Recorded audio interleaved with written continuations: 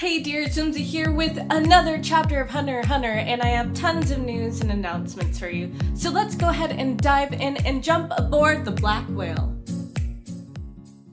First off, I'd like to invite you all to a banquet, and sadly, Hisoka's head will not be the centerpiece for this one, but no, it will still be epic and awesome. So the Black Manga Critic is planning and starting to put together a huge live stream discussion for Hunter x Hunter fans.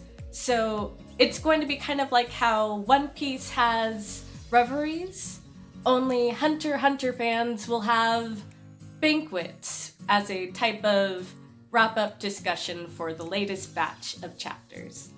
So all the details and the date haven't been set in stone yet. It will most likely be on a weekend. I've been invited as a guest speaker, and I think Hinrigh said he'd be interested as well. And hopefully we can bring more Hunter x Hunter YouTubers to the table. Pun intended. But this will hopefully be the first banquet of many, like an ongoing tradition. And if due to my schedule I'm not able to make it the first time around, I still encourage you all to go because the BMC, he's a chill dude. So please keep your eyes out on his Twitter, on his YouTube channel. Come to the discussion and let's just all enjoy talking about good old Hunter x Hunter. Yeah, it's gonna be awesome. Now onwards to the chapter discussion. So I was a little bit disappointed I did not get to see my goth Jesus girlfriend or any of the Spider Fam. We heard about them, they were mentioned, but at least we got to see some of Morena's followers, and we got to learn a little bit about Zhang Li's Nenbeast's ability. We start out the chapter with the Zhang Li trying to figure out why his Nenbeast keeps producing coins. He's like, oh, what if these are actually worth something? What if they have to be earned? What if I shouldn't be handing them out indiscriminately? And essentially, he's trying to figure out how to use and distribute coin, money. This is an allegory or metaphor right here for economic theory and system. So yes, Togashi is getting really political with the arc here. Also, one other interesting little factoid about the coins that I found on the Hunter Wikipedia page. So no, I did not discover this. Someone else did. Props to them. But the plant design on the coins, that is fishmint, aka bishop's weed, and it is known as an invasive species that can spread rapidly. So that might be in part why the numbers on the coins are increasing exponentially. So I wonder if there might be some sort of weird side effect to the coins that we'll see later. Later in this chapter, we see more of the Kaken Mafia. So one of the family heads, Longbao, he orders his underlings to focus on finding Hisoka in order to control the Phantom Troupe. And while they're at it, kill Morena. So they approach some of Morena's followers in a cafeteria, and it almost kind of reminded me of the scene with Machi and Nobunaga where they're just casually chatting and eating, but they're chilling like villains. And I don't know their names, but I do like the lady with the bob. She's sassy. Bob lady wanders off to go report to Morena, and Hinrigh follows after her. And she starts walking past the guards, and she's like, na na na na boo boo, I'm technically a civilian, you can't touch me unless you want to bring the wrath of the Justice Department and all the Kaken army onto you. So she has guts, I like her style. And meanwhile, the Lynch lady is literally beating confessions out of one of Morena's followers, and another of Morena's followers, who I'll call Babimna Bootleg. He looks like Babimna. I don't know his name, but he's getting strangled by blood, and that's a very disturbing way to be attacked. Like, yikes. Togashi is pulling out a lot of horror themes in this arc. So after this altercation, Hinrigh tries to bribe and pay off the guards. And as he's paying the guards, he's like, you don't need these. And he touches their guns.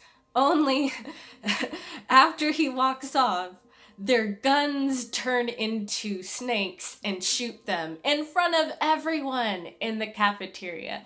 And that is a part of Hinrigh's ability. It's almost, is that a JoJo reference? It kind of reminds me of Giorno's ability where he's able to turn inanimate objects into living creatures, only for him, they retain their original function. So that was interesting. Also, one thing I'd like to point out is the ability's name is Biohazard, and Biohazard is coincidentally the name in Japan for Resident Evil. Don't ask me, it's Biohazard, but essentially that movie is about a zombie virus outbreak.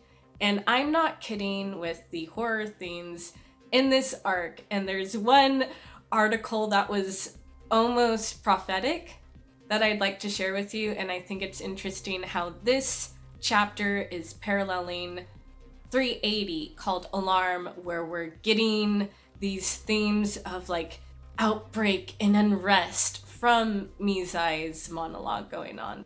So I'm going to share a little bit of the interview with you and talk about how it's influencing the current arc. So question number 4, what will end up happening to Kurapika and the Phantom Troupe? They will all die. All around me are familiar faces. I'm really hoping that is in the poetic sense that everyone eventually dies, but I think maybe Kurapika and Crollo's revenge arcs might be their own undoing, but here's hoping that Togashi forgot that answer there. Okay, moving on to question number 6. What movie genres do you enjoy? I've always enjoyed situations where people die off. And as a result of that, I often watch horror and suspense films where the situation is played out. And no kidding, he loves to strategize and kill characters off, like in the Chimera Ant arc. Okay, and then the next very interesting question is question number 7, and the answers are more interesting, but please tell us your top 3 favorite movies. First place, Alien. This is my favorite movie where people are put in a situation of limited space and die off one by one. And if you think about the black whale, it is a ship, not a rocket ship, but it is still a contained space where people can potentially die off one by one. And also, that explains why Benjamin's Nenbeast looks like a xenomorph. So I think we're getting some influences from Alien here. And second place, zombie films with the keywords such as living dead and infection and contamination. And I think we're seeing the theme of contamination heavily influenced from Morena. So if you look at her ability, it is called Contamination, Etude of Love, and it's described as like this bacterial infection. So I think like horror survival tropes of people trying to survive in morality and unrest on the ship, I think that's going to come into play, especially if you look at 380, where Mizai is saying that everyone is going to just start panicking. And if you look at like one of the last panels in this chapter, we just see people shocked as the guards are basically blown up by snakes. So I think the more people see Nen and the more they start to panic and seeing other people murdered in front of them, yeah, it's going to be hard to contain all of them. And Mizai himself said that there are not enough guards or army people on that ship to help control the entire population. So some interesting moral situations and survival situations I think are going to play out here eventually. Yes, this chapter didn't have Kurapika or my goth Jesus girlfriend or the Spider Fam, but like 380. It set up the stakes and again forewarned about the possibility of bloodshed and unrest, and I'm really excited to see the dynamics of Morena and the Phantom Troupe and how they're going to mess up this ship. Like, that'll be interesting to see Crollo use his indoor fish in this contained space. So they can do some serious damage here, but we probably won't see them until next spring, which brings me to the moment we have all been waiting for. The hiatus announcement. Yes, this is the last chapter until maybe spring, but I'm not even mad or disappointed. It is a fact now of life of being a Hunter x Hunter fan. Togashi lives with chronic and debilitating back pain, and Hunter x Hunter is his magnus opum.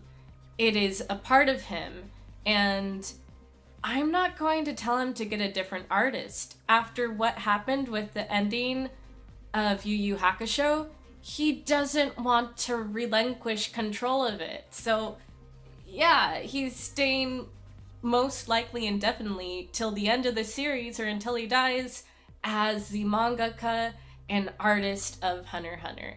I'm just accepting that, and I'm not blaming him for it. And I will wait until Hunter x Hunter returns because I love the character so much, and I'll just come back like an old friend and we can start where we left off next spring, if it's like in 6-month intervals. And he's been knocking out some pretty solid chapters, like especially with Kacho's death and Seirdme's interactions with Theta. Like, his artwork and the way he structured those chapters were amazing. So if he can keep up with that caliber, I have no room to complain about what he's doing. Alright, let me know what you guys think. What's going to go down between Morena, the Mafia, and the Phantom Troupe, and also where in the world is Hisoka? I think a lot of people are asking that question, along with where's Morena? So let me know your theories down below, and also if you have any ideas for topics you'd like me to cover in the meantime, the next few months, like individual characters, or top 5, top 10 lists, or individual reviews on arcs, let me know. I think in the meantime, I kind of want to do something on Kurapika and Crollo, so we'll see. And lastly, a brief holiday announcement from my Doncho, Croho. Hey, Crollo here, but my friends call me Doncho, and I'm here to interrupt your video with a brief holiday announcement. Since it looks like the black whale isn't reaching its destination anytime soon, I'm going to put on a brief hold my hunt for a certain clown. And instead, I'm putting together a little heist with my elves that'll outbrunch the Grinch. So watch out this holiday season, because I'm going to crow ho ho down your chimney.